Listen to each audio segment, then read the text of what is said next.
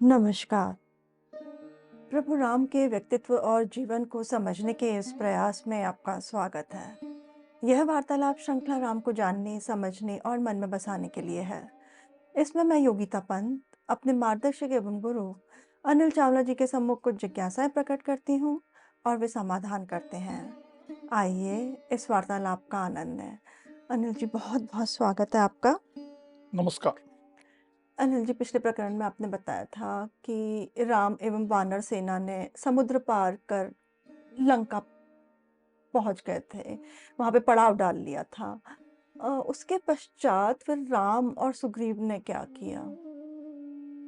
देखिए, पूरी सेना वहाँ पहुँच रही है। जी, बहुत बड़ी सेना थी, जी। काफ़ी पहुँच गई।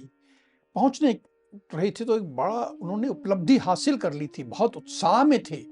एक हुँ, समुद्र पार करने का जो जोश कठिन। था। जी, तो वानर चीख रहे थे, चिल्ला रहे थे, हुंकारे भर रहे थे, पूरा वातावरण उनकी आवाज़ से गुंजायमान हो रहा था जी, कि बिल्कुल रावण को सुनाई दे जाए कि आ गई है सेना।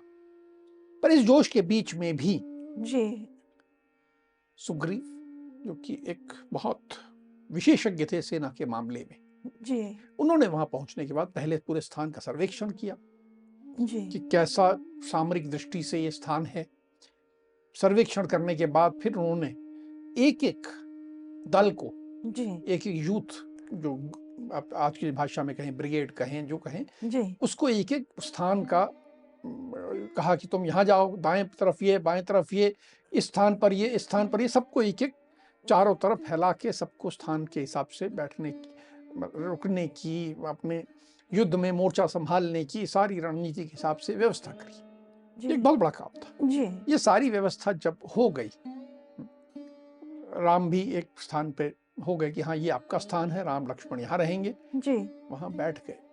जब सब व्यवस्थाएं निपट गई तो राम ने सुग्रीव से कहा जी, कि वो जो शुक तोता बन के आया था, गुप्तचर आया था, जी, है, जिसको तुम लोग मार रहे थे और मैंने अभेदान दिया था, जी, अब तुम उसको साथ पकड़ के ले आए हो। उसको कैद करके ले आए थे। जी, तो अब हम यहाँ आ गए, अब उसको छोड़ दो। अब उसको आजाद कर दो। जी, तो सुग्रीव को राम का आदेश हुआ कि छोड़ दो। तो उसने, सुग्रीव ने जी, उस शुक को मुक्त कर दिया कि अब तुम स्वतंत्र हो, जाओ अपने राजा के पास जाओ। जी। ये शुक मुक्त होने के बाद तो फिर वो सीधा रावण के पास ही पहुंचा होगा? बिल्कुल, गुप्तचर जो है राजा के पास अपनी सूचना देने जाएगा। जी, जब वो पहुंचा राजा के पास, रावण के पास, जी, तो उसे देख के रावण हंसने लगा कि ये तुम्हारी ऐसी हालत किसने कर दी, तुम्हारे सब पंख नोच लिए। जी, बड़ा ऐसा लुटे पिटे आ रहे हो। जी, हंसते हुए रावण बोला जी, कि ये कहीं तुम वानरों के चंगुल में तो नहीं फंस गए थे, जी, क्या हुआ सब बताओ मुझे। जी, तो शुक ने कहा कि महाराज,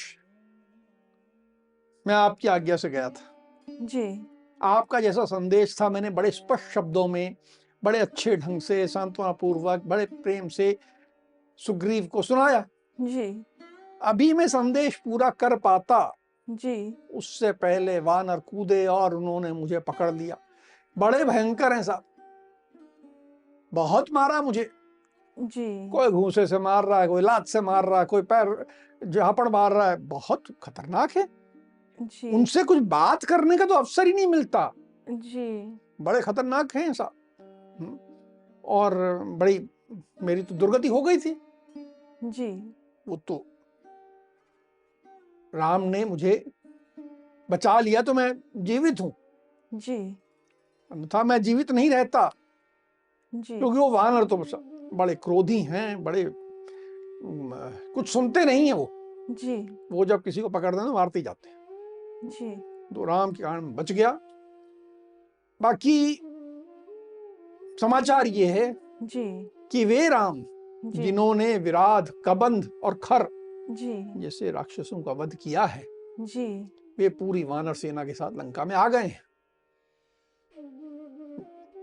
बहुत विशाल सेना है उनकी, और पूरी विशाल सेना के साथ वे यहाँ लंका में प्रवेश कर गए हैं। उसकी सेना में असंख्य वानर हैं, रीछ हैं, बहुत बलवान हैं। जी, और सब उत्साह से भरे हुए हैं। उनके मन में जो राक्षसों के प्रति भावना है, तो वो जी, तो ये सोच रहे हैं जैसे राक्षस तो तिनके समान है, राक्षसों कुछ नहीं समझ रहे वे। बहुत खतरनाक है जी, महाराज। इससे पहले कि ये सब वानर जी, हमारे परकोटों पे, चार दीवारी पे, सब जगह चढ़ के लंका की दुर्दशा करें, जी, इससे पहले या तो आप सीता को लौटा दीजिए, संधि कर लीजिए, जी, या फिर आप युद्ध के लिए तैयार होकर सामने खड़े होकर युद्ध करिए इनसे। जी, शुक ने बहुत स्पष्टवादिता से अपनी बात कह दी। जी। ये शुक की बात सुनने के बाद जो एक अच्छी सलाह दे रहा था, तो रावण तो बहुत क्रोधित हो गया होगा। उसने फिर क्या किया? देखो, यही बात है कि शुक जो था रावण का कोई शत्रु तो नहीं था, जी, अपनी जान खतरे में डाल के वहां जी, तक गया था। जी, उसने प्रहार सहे थे, चोटें सही थी, जी, मरते मरते बचा था जी, और एक सही सलाह दे रहा था। जी, लेकिन रावण तो, उसकी आंखें बिल्कुल रोष से लाल हो गई, घूर घूर कर देखने लगा मानो जी, जला देगा जी, कि इसकी हिम्मत कैसी हुई ऐसी बात कहने की। और फिर उसने जवाब दिया जी, शुक को कि यदि देवता, गंधर्व, दानव जी, और यहां तक कि समस्त लोग मेरे सम्मुख खड़े हो जाएं, जी, तो भी मैं सीता को नहीं लौटाऊंगा। चाहे कुछ भी हो जाए, मैं सीता को नहीं लौटाऊंगा। मेरे बाण इस रघुवंशी राम को जला देंगे। दशरथ कुमार ने जी, अभी समुद्र के समान मेरे वेग को और वायु के समान मेरा जो बल है उसको अनुभव नहीं किया है। वो जानता ही नहीं है कि मैं कौन हूं, इसीलिए मुझसे युद्ध करना चाहता है। मूर्ख है वो जो मुझसे युद्ध करना चाहता है। जी, यदि महासमर में सहस्र नेत्रधारी इंद्र जी, अथवा साक्षात वरुण जी, या स्वयं यमराज या मेरे बड़े भाई कुबेर वो भी सामने आ जाएं तो मुझे पराजित नहीं कर सकते। मैं इतना शक्तिशाली हूं। देखिए, उसका अहंकार बोल रहा है जी, कि मैं इतना शक्तिशाली हूं। जी, अब ये सारी शुक की बात सुनी, जी, उसे लगा कि ये जो शुक है ना, ये ठीक आदमी नहीं है, ये ठीक नहीं है। जी, उसने अपने दो मंत्रियों को बुलाया। जी, उनके नाम थे शुक और सारण। ये शुक व्यक्ति अलग है, नाम से वही है। अच्छा, ये मंत्री है। जी, पहले वाला केवल गुप्तचर था। जी, ये एक, उसका जो स्तर है पहले वाले से ऊपर है। जी, क्या मंत्रियों को, जी, जो ज्यादा शक्तिशाली हैं, ज्यादा समझदार हैं, जी, उनको बुलाया और कहा कि देखो, समुद्र पार करना अत्यंत कठिन काम है जी, और मुझे अभी भी विश्वास नहीं हो रहा, जी, इतनी बड़ी वानर सेना समुद्र पार करके आ गई। मैं सुनता हूं उन्होंने पुल बना लिया है। जी, ये मेरे विश्वास की बात नहीं है, पर आ गई है, जी, यहां तक पहुंच गई है। ये बड़ा अभूतपूर्व कार्य हुआ है। जी, अब तुम दोनों जी, जाओ और पता करो कि वानर सेना की कितनी शक्ति है, कैसे कैसे उसमें वानर हैं, उसके कौन मुख्य वानर हैं, राम और सुग्रीव के मनोनुकूल मंत्री कौन हैं, वो किसकी बात सुनते हैं, ये जी, सेतु कैसे बांधा गया, किसकी सलाह पे, किसके शिल्प से बांधा गया, जी, राम लक्ष्मण का निश्चय क्या है, विचार क्या है, किस तरह की मानसिकता रखते हैं, जी, उनके पास कौन से अस्त्र शस्त्र हैं, सारी बातें पता करके तुम आओ। जी, एक गुप्तचर पहले था, जी, अब उससे उच्च स्तर के दो गुप्तचर नियुक्त किए। उससे संतुष्ट नहीं हुआ था हाँ, रावण। अब जाए। जी, अब ये शुक और सारण हैं, ये भी सेना में गए होंगे, फिर वहाँ पे क्या हुआ? इन दोनों ने, जी, ज्यादा समझदार थे, जी, इन्होंने वानर रूप धारण किया। ताकि किसी को शक ना हो। किसी को शक ना हो, हम वानर जैसे ही दिखेंगे, और वानर रूप धारण करके वानर सेना में घुस गए जी, और सब जानकारी एकत्र करने लगे, घूमने लगे, इधर जाओ उधर जाओ, जी, सब जगह घूमने लगे। जी, माया से इन्होंने रूप धर लिया था। जी, बाकी वानर तो नहीं पहचान पाए, लेकिन जी, जो माया के इनके से बहुत बड़े थे, जो जी, स्वयं राक्षस थे, जी, विभीषण, जी, उन्होंने इनको पहचान लिया और दोनों को पकड़ लिया, जी, और पकड़ के राम के सम्मुख ले गए कि ये दोनों, इनका जी, नाम शुक और सारण है, ये रावण के मंत्री हैं जी, और यहाँ वानर रूप धारण करके गुप्तचर बन के आए हैं। जी, अब इन्हें क्या करें? अब ये दोनों जो थे, जी, इन्हें तो लगा कि अब हमारा अंतिम क्षण आ गया, जीवन से निराश हो गए, जी, अब कोई संभावना नहीं बची है। जी, तो बिल्कुल हाथ जोड़ के जी, राम के सम्मुख नतमस्तक हो गए जी, और सारी सच्चाई उगल थी कि हाँ, ये सच है कि हम रावण के मंत्री, जी, हमको रावण ने भेजा है जी, और हमें कहा है कि सेना के संबंध में जानकारी एकत्र करके आओ, हम इसी उद्देश्य से आए। बिल्कुल साफ साफ बोल दिया, जी, कोई दुराव छपाव नहीं। इतने घबरा गए थे, उन्होंने कहा मरना तो है ही, जी, अब सच बोल दे। जी, जब उन्होंने ये सब सच बोल दिया जी, तो राम हंसने लगे। राम ने हंसते हुए कहा, सब देख लिया, जी, क्या कुछ देखना बाकी है?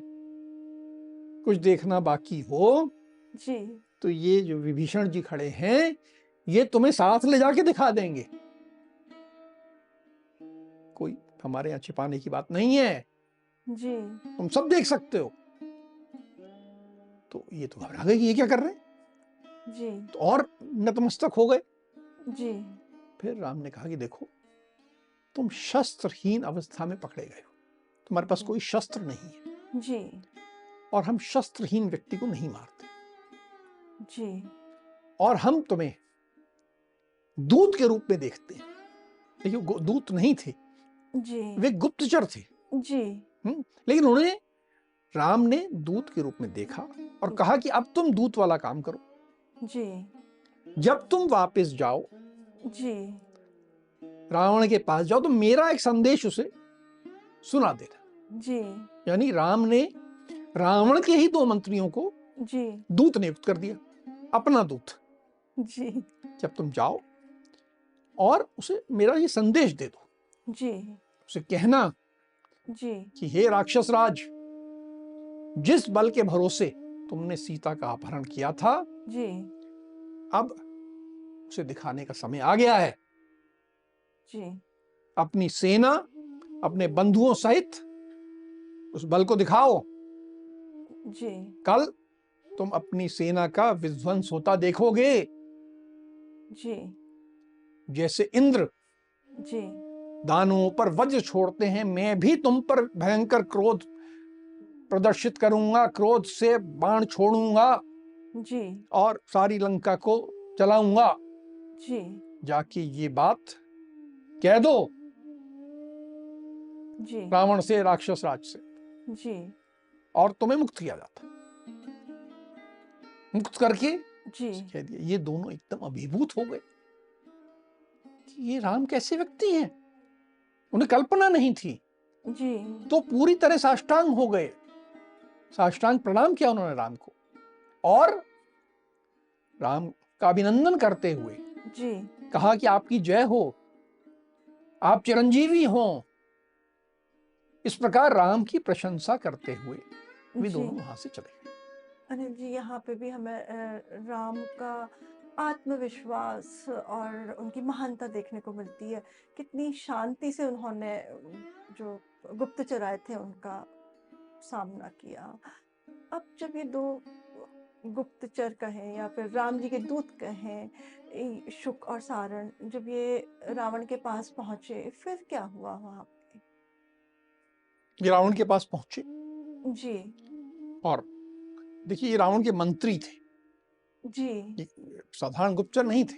जी, इन्होंने जाके अपनी जो रिपोर्ट देनी थी दी जी, कि हे राक्षसेश्वर, जी, हमें तो विभीषण ने पकड़ दिया था, हमें तो सीधा वध करने के लिए पकड़ा गया था, जी, हमें लगा था कि हमारा जीवन समाप्त हो गया, जी, लेकिन वो अमित तेजस्वी धर्मात्मा जी, राम ने हमें देखा तो हमें छोड़ दिया।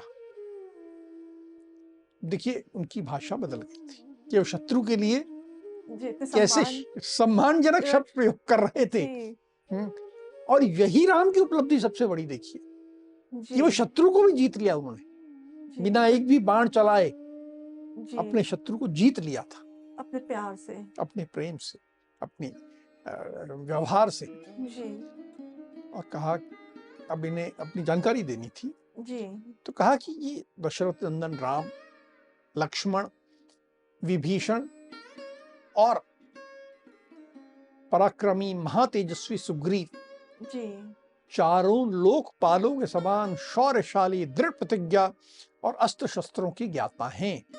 जी, ये चारों जहां एकत्र हो जाएं वहां विजय निश्चित है। तो आप देखिए अपने राजा को कह रहे हैं कि तुम्हारी पराजय होने वाली है। जी, ये चारों जहां एकत्र हो जाए वहां विजय तो निश्चित है।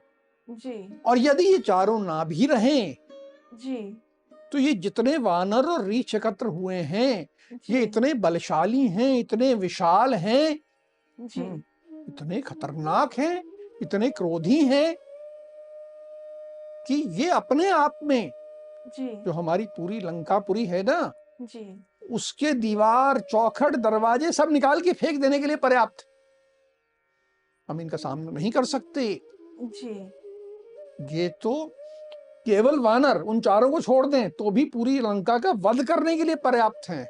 जी, ये जो पूरी सेना यहाँ एकत्र हुई है जी, ये देवताओं के लिए, असुरों के लिए, सबके लिए अजेय है। इसको कोई नहीं जीत सकता, इसको जीतना असंभव है।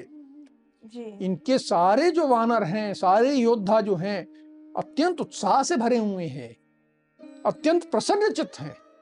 जी, एक होता है कि योद्धा केवल ड्यूटी निभाने के लिए आया है लेकिन उदास है, जी, ऐसा योद्धा ज्यादा लंबा युद्ध नहीं कर सकता। जी, लेकिन यहाँ के योद्धा तो हैं तो बड़े प्रसन्नचित्त हैं, उत्साह से भरे हुए हैं, इसलिए इनको जीतना असंभव है। हमारी आपको सलाह है कि संधि कर लीजिए और सीता को लौटा दीजिए। उसके मंत्री उसे सलाह दे रहे हैं। पहले गुप्तचर ने हमेशा दो विकल्प दिए थे जी, कि या तो सीता को लौटा दीजिए जी, या युद्ध कर लीजिए, लेकिन जी, जब मंत्री सलाह देता है तो स्पष्ट सलाह देता है और उन्होंने मंत्री का कर्तव्य निभाते हुए जी, सलाह दी कि अब और कोई रास्ता नहीं बचा है, आप संधि करिए और सीता को लौटा दीजिए। अब रावण तो ये सुन के एकदम आग बबूला हो उठा और फिर उसने वही बात दोहराई जी, कि यदि देवता, गंधर्व, दानव सारे लोग जी, मेरे सम्मुख युद्ध करने के लिए तैयार हो जाएं तो भी मैं सीता को नहीं लौटाऊंगा। जी, ऐसा लगता है मुझे कि वानरों ने तुम्हें बहुत तंग किया है, इसलिए इस तरह की बातें कर रहे हो। तुम दिमाग सही स्थान पे नहीं है, इस तरह की बातें कर रहे हो। पर ठीक है, बाकी बात मैं तुमसे बाद में करूंगा, पहले मुझे पूरी सेना की जानकारी दो। जी, और फिर उनको लेके वो एक बहुत ऊंची अट्टालिका थी, उसके ऊपर गया जी, और बोला मुझे एक एक बताओ जी, कि यहाँ इनकी सेना कहाँ कहाँ क्या है, कौन लोग हैं। जी, तो ये जो दोनों मंत्री थे जो गुप्तचर के रूप में थे, जी, इन्होंने हर पूरी वानर सेना के हर प्रमुख वानर का वर्णन किया, वो कितना महान है, कितना शक्तिशाली है, कैसा उसकी उपलब्धि है, कैसा वो खतरनाक है। बड़ा एक एक वीर का नाम ले लेके जी, विस्तार में वर्णन किया जी, और कहा कि इतने सारे वीर हैं, जी, ये सेना कोई साधारण सेना नहीं है, ये तो एक प्रकाशमान ग्रह है। जैसे सौर मंडल का ग्रह होता है वैसा साक्षात एक ग्रह यहां उपस्थित हो गया है। इस का सामना करना बहुत कठिन है। जी, आप कुछ ऐसा उपाय करें जी, कि आपकी या तो विजय हो या जी, कम से कम आपको अपने शत्रुओं के सामने नीचा तो ना देखना पड़े। जी, इस प्रकार पूरा विस्तार से वर्णन करने के बाद, समझाने के बाद, एक-एक का परिचय देने के बाद, परिचय में स्वाभाविक है क्योंकि बहुत वीरों का बात हो रही थी, तो उन्होंने हर वीर की प्रशंसा करी। हर वीर की। एक-एक जी। जो यूथपति, सेनापति, बहुत लंबा वर्णन है, मैं यहाँ नहीं करना चाहता। जी। पर वो सारा वर्णन करते हुए उन्होंने अंत में कहा कि अब आप निर्णय करें। जी। अब जब इन दोनों ने विस्तृत वर्णन किया और एक नेक सलाह अपने राजा को दी, फिर रावण ने क्या कहा? उसकी क्या प्रतिक्रिया थी? नेक सलाह सुनने को रावण तो तैयार नहीं था। ये तो क्रोध से तमतमा गया। उसने इनकी प्रशंसा नहीं की कि तुम बहुत अच्छा मेरे पास वर्णन लेके आए हो। उल्टा जी। उसने दोनों को फटकारा जी। कि तुम्हें बिल्कुल अकल नहीं है, तुम मेरे मूर्ख हो, जी। तुम मेरे टुकड़ों पे पलते हो, मेरी कृपा से तुम्हारा जीवन चलता है। तुम्हें यह समझना चाहिए कि जो मंत्री राजा के सहारे अपनी जीविका चलाते हैं, जी। उन्हें कैसे बात करनी चाहिए तुम्हें यह भी समझ नहीं है। जो राजा को अप्रिय हो वैसी बात नहीं कहनी चाहिए, तुम्हें यह नहीं मालूम क्या? तुम्हें मंत्री के रूप में कार्य करने के लिए कोई शिक्षा नहीं मिली, या शिक्षा तुमने ग्रहण नहीं करी, या वो सब शिक्षा बेकार हो गई। तुम बड़े मूर्ख हो। बिना कोई अवसर के, बिना किसी बात के जी। तुम मेरे शत्रुओं की इतनी प्रशंसा कर रहे हो मेरे सम्मुख। तुम राजनीति का सार भी नहीं जानते। क्या राजनीति का सार है, कैसे व्यवहार करना चाहिए मंत्री को, तुम्हें कुछ नहीं मालूम। जी। तुम मेरे शत्रुओं की इतनी प्रशंसा कर रहे हो। ऐसा लगता है जी। कि तुमने अपने प्राणों का मोह त्याग दिया है, तुम्हें अपने प्राणों से भी प्यार नहीं है। जी। तुम्हें तो मरवा देना चाहिए, तुम्हें मृत्युदंड देना चाहिए। वो तो मेरे क्रोध पे थोड़ा सा अंकुश लग रहा है कि मुझे याद आ रहा है कि तुमने मेरे लिए पूर्व में बहुत काम किए हैं, तुम्हारे मुझ पे बहुत उपकार हैं, जी। इसीलिए मैं तुम्हें अभी मार नहीं रहा हूं। नहीं तो और कोई ऐसी बात करता मेरे सम्मुख जी। तो उसका सिर धड़ से अलग हो जाता। इतना क्रोध। कहा कि तुम जी। अभी मेरे सामने से दफा हो जाओ, कभी मेरे सामने आना मत। मेरी किसी सभा में तुम्हारे को आने का अधिकार नहीं है। जी। कभी जी। तुम मुझे अपना मुंह मत दिखाना। तुम इस जी। योग्य नहीं हो कि तुम मेरे मंत्री रहो। जी। मेरे किसी सभा में आओ, तुम मेरे सम्मुख आओ, इस योग्य भी नहीं। तुम तुरंत चले जाओ। ऐसा प्रतीत होता है कि रावण सच्चाई स्वीकार करने को कतई तैयार नहीं था, और उसका अहम तो था ही उसमें। अब शुक और सारन को निष्कासित कर दिया रावण ने। उसके पश्चात रावण ने क्या किया? अब रावण को लगा कि देखो ये मंत्री थे, जी। ये ठीक नहीं थे। जी। इनका जो इन्होंने हमें जानकारी दी, सब दी, कहीं ये ज्यादा प्रभावित हो गए। जी। उसने तुरंत अपने आदेश दिया, अपने सारे जो गुप्तचर थे, जी। जो पेशे से ही गुप्तचरी का ही काम करते थे, जी। उन्हें बुलाया। जी। बोला अब इनको भेजता हूं मैं, ये ठीक लोग होंगे। अब अपने गुप्तचरों की पूरी जो दल था उसको बुलाया जी। और उन्हें समझाया जी। कि भाई ये जो सेना यहाँ आके एकत्र हो गई है, जी। तुम मेरे गुप्तचर हो। जी। गुप्तचर बड़ा महत्वपूर्ण व्यक्ति होता है। जी। अगर सही जानकारी वो ले आए शत्रु के बारे में, जी। तो बहुत कम प्रयास से युद्ध जीता जा सकता है। जी। तो तुम लोग सब जाओ, जी। शत्रु सेना के बारे में सारी जानकारी एकत्र करो जी। कि कैसी सेना है, उसमें राम का क्या निश्चय है, ये लक्ष्मण का क्या निश्चय है, मंत्री को क्या विचार है, जी। वो आपस में कैसे व्यवहार करते हैं, कैसे सोते हैं, कैसे जागते हैं, कैसे उनकी दिनचर्या है, मुझे सारी जानकारी चाहिए जी। ताकि मैं उसका उपयोग कर सकूं। देखिए ये व्यक्ति कुटिल है, जी। ये सामने सामने युद्ध में युद्ध करने वाला व्यक्ति नहीं है। ये तो ये जानना चाहता है कब सोते हैं तो मैं सोते में जाके मार दूं। जी, इस तरह की कुटिलता उसके दिमाग में है। जी, तो सारी जानकारी तुम लेके आओ जी, और पूर्ण जानकारी तुम जब एकत्र कर लो और शीघ्र लौट आओ। ये उसने इस दल को कहा। इस दल का नेतृत्व जो कर रहा था उसका नाम था शार्दूल। जी, इस शार्दूल को कहा कि तुम जाके ये अपने दल के साथ जाओ और ये काम जल्दी से जल्दी करके लौटो। जी। अब जब ये नए दल को ये काम सौंप दिया, तो उस दल का फिर क्या हश्र हुआ? ये दल गया। जी, इस दल ने वानरों की सेना को देखना प्रारंभ किया। जी, राम, लक्ष्मण, सुग्रीव, विभीषण सबको देखा। जी, पर जैसे ही इन्होंने विभीषण को देखा तो जी, विभीषण ने भी इनको देख लिया।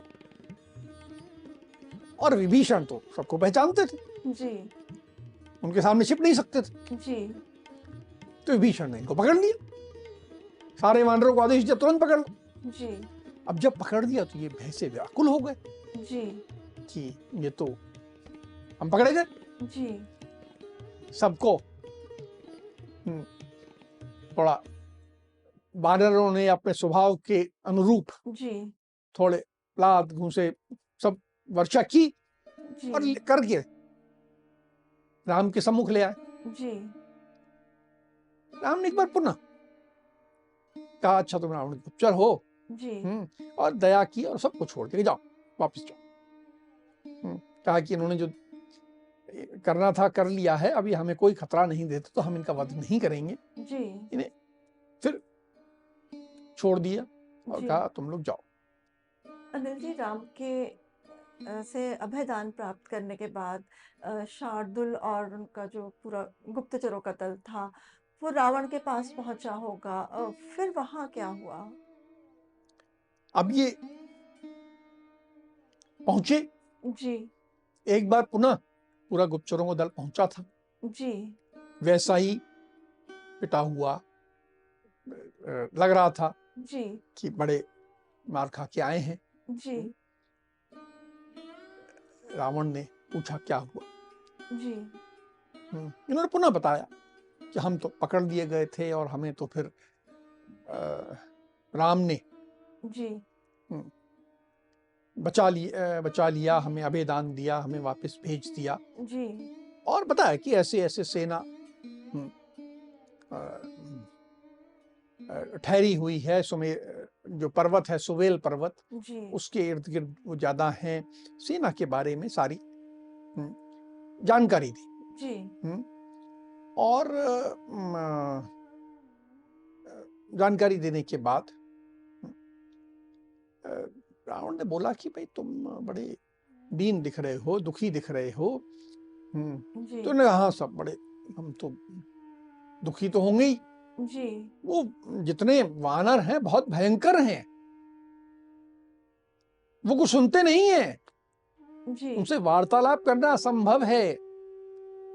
वो जब मारना शुरू करते हैं जी, तो उनकी शक्ति तो बड़ी भयंकर है, साधारण शक्ति वाले लोग नहीं है वे। उनके घूंसे थप्पड़ तो बड़े भयंकर होते हैं। जी, वो तो हम तो उनके घूंसे थप्पड़ से मर ही जाते। जी, तो राम की कृपा है, उन्होंने हमारी रक्षा की। जी, और इतनी भयंकर सेना है। जी,